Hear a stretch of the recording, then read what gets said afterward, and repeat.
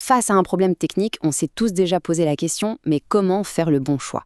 Dans cette analyse, on va décortiquer une méthode simple, mais super efficace pour prendre des décisions claires en partant d'un exemple que tout le monde peut comprendre. Alors, voilà comment on va procéder. Notre parcours se fera en 6 étapes bien distinctes. On va commencer par identifier le défi, puis on définira nos objectifs avant d'explorer les options. Ensuite, on va les comparer, faire un choix et le justifier. Et enfin, on verra comment appliquer tout ça. Tout part de là, d'un défi. Avant même de se jeter sur la première solution venue, il faut vraiment bien comprendre le problème qu'on essaye de résoudre. Et voici notre mission du jour, si on l'accepte. Comment est-ce qu'on peut éclairer un chemin pour le rendre plus sûr, tout en jonglant avec deux contraintes majeures, un budget qui n'est pas illimité et une consommation d'énergie qu'on veut la plus faible possible. Ok, avant de foncer tête baissée et de chercher des solutions dans tous les sens, il y a une étape absolument essentielle. Il faut définir précisément ce dont on a besoin. En gros, il s'agit de fixer les règles du jeu, les objectifs à atteindre et les limites à ne pas franchir. Et ça, dans le jargon technique, ça porte un nom. C'est le fameux cahier des charges. Il faut le voir un peu comme notre feuille de route, notre briefing de mission. C'est ce qui va nous guider. Et là, c'est super important de bien faire la différence entre deux choses. D'un côté, on a les besoins. C'est le quoi, ce que la solution doit faire, comme par exemple sécuriser le passage.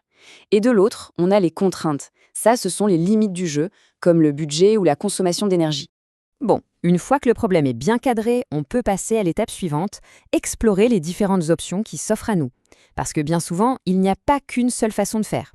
Alors, place aux concurrents. Pour notre chemin, imaginons qu'on a 3 candidats en lice. D'abord, la solution simple et directe, des lampes solaires classiques. Ensuite, sa version un peu plus maligne, des lampes solaires avec un détecteur de mouvement. Et enfin, l'option plus traditionnelle, des lampes branchées sur le réseau électrique. Ok, on a nos 3 options. Mais comment on les départage? Comment on décide laquelle est la meilleure? Eh bien, pour faire un choix objectif et pas juste au feeling, il nous faut des règles claires, une sorte de grille d'évaluation. C'est là que les fameux critères entrent en jeu. Un critère, c'est tout simplement une règle de comparaison, un point sur lequel on va juger et noter chaque solution.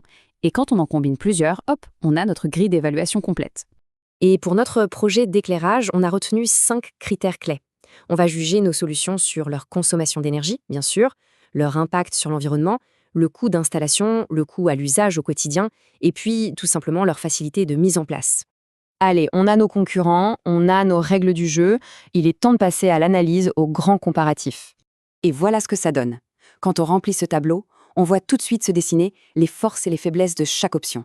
Ici, on a noté chaque solution sur tous nos critères, de l'énergie à l'installation. C'est très visuel, et ça aide énormément à y voir plus clair. Et là, en regardant le tableau, l'analyse est assez rapide à faire. C'est la solution numéro 2, les lampes solaires avec détecteur, qui sort clairement du lot. Elle accumule les bonnes notes sur les critères les plus importants pour nous. Mais attention, le plus important, ce n'est pas juste de dire c'est la 2 la meilleure. Non, le point crucial, c'est de savoir expliquer pourquoi. C'est la justification qui fait tout. Et là, on peut argumenter que c'est la plus pertinente parce qu'elle est à la fois écologique et économique. Ce qui est vraiment puissant avec cette méthode, c'est qu'elle ne s'applique pas qu'à des problèmes d'éclairage. On peut l'utiliser pour des tonnes de décisions techniques, petites ou grandes. Alors, voyons un peu comment on peut s'entraîner à l'utiliser. Pour bien intégrer cette démarche, l'exercice est assez simple. Il suffit de prendre un problème, n'importe lequel, de proposer quelques solutions, de définir des critères de comparaison et surtout de prendre le temps de bien justifier son choix final.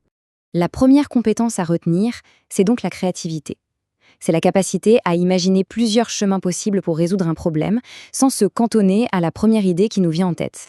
La deuxième compétence, c'est l'esprit d'analyse.